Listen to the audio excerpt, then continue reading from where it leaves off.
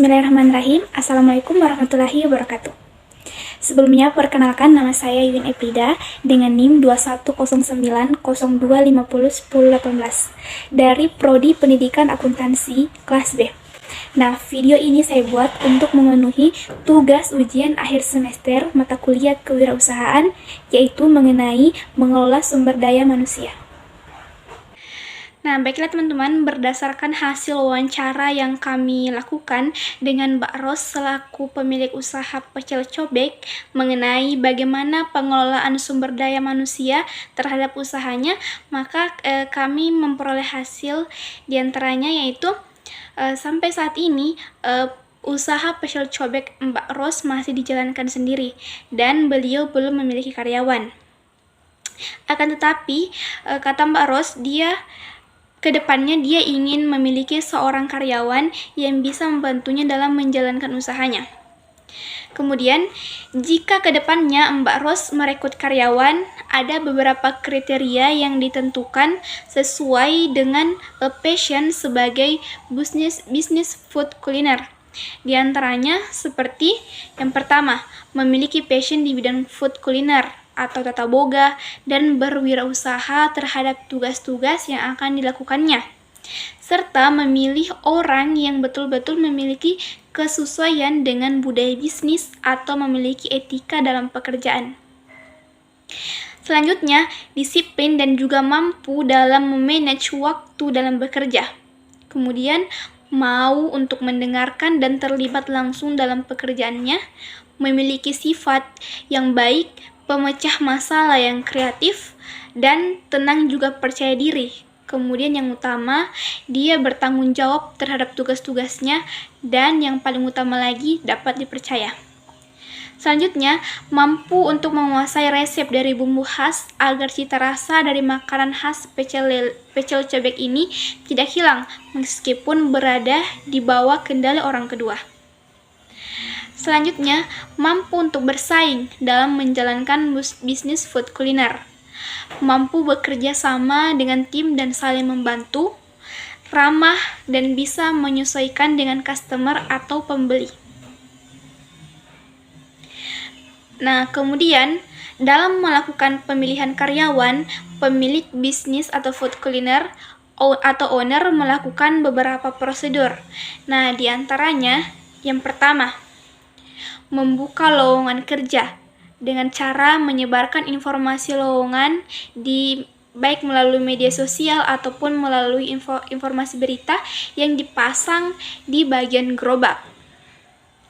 Selanjutnya, setelah mendapatkan beberapa pelamar, maka pemilik melakukan tahapan wawancara atau pertemuan langsung bersama dengan pelamar untuk mengetahui informasi tentang pelamar dan juga untuk melakukan perjanjian atas pekerjaan, waktu dalam bekerja, dan gaji yang akan diberikan.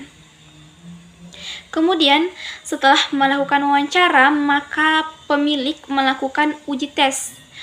Uji tes di sini yaitu membuat makanan khas untuk mengetahui apa sih kemampuan atau skill pelamar dalam memasak dan juga dalam mengolah makanan. Setelah itu, setelah mendapatkan pelamar yang sesuai, kemudian pemilik akan menyampaikan dan juga mengajarkan bagaimana cara membuat dan mengolah bumbu serta bahan lainnya yang menjadi makanan khas pecel cobek tanpa menginformasikan terkait apa sih yang menjadi bahan atau bumbu rahasia pemilik. Kemudian, pemilik akan melakukan uji pengolahan pembuatan pecel cobek untuk mengevaluasi hasil dari informasi cara pengolahan pecel yang telah disampaikan sebelumnya. Nah, selanjutnya merekrut dan mempekerjakan pelamar sebagai kru atau karyawan bisnisnya.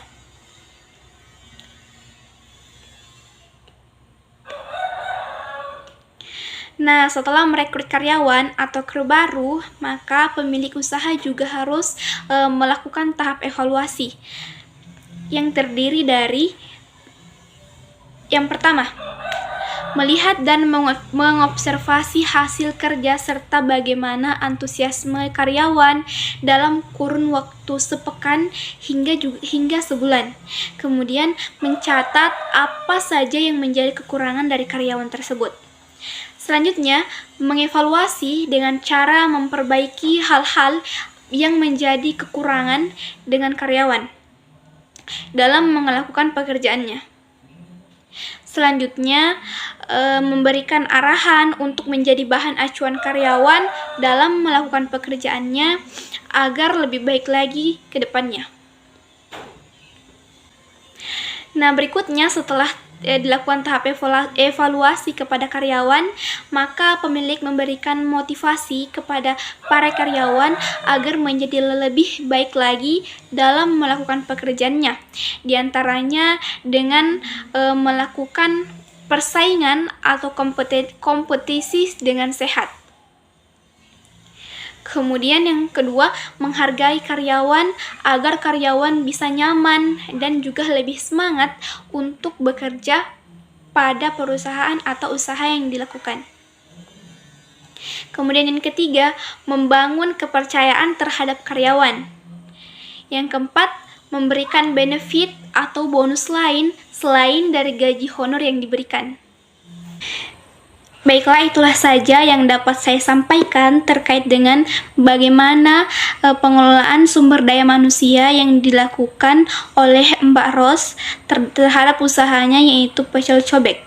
Sekian dari saya, lebih dan kurangnya mohon dimaafkan. Saya tutup dengan ucapan wabillahi taufiq wal hidayah. Wassalamualaikum warahmatullahi wabarakatuh.